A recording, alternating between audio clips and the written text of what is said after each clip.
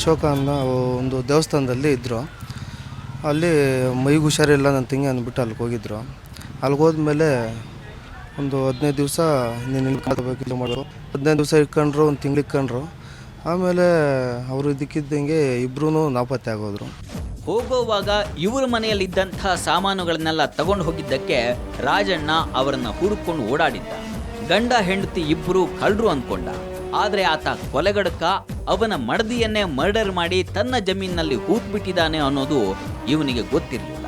ಈಗ ಪೊಲೀಸರು ತನಿಖೆ ನಡೆಸಿ ಆತನನ್ನ ಹಿಡ್ಕೊಂಡು ಅವರ ಜಮೀನಿಗೆ ಬಂದಾಗಲೇ ಇವರು ಶಾಕ್ ಆಗಿತ್ತು.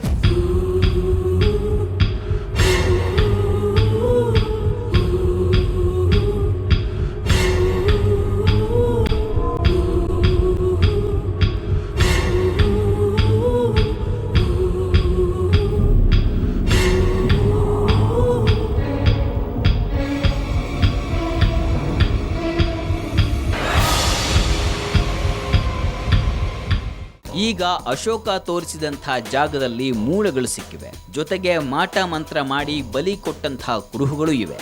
ಅಲ್ಲಿ ಏನಾಯ್ತು? ನಿಧಿಗಾಗಿ ನರಬಲಿ ಕೊಟ್ನ ಪೂಜಾರಿ, ಜೊತೆಗೆ ಅಲ್ಲಿ ಸಿಕ್ಕಂಥ ಹೆಣ ಶ್ರೀದೇವಿಯದ್ದೇನಾ? ಇದರ ತನಿಖೆ ಆಗಬೇಕಾಗಿದೆ.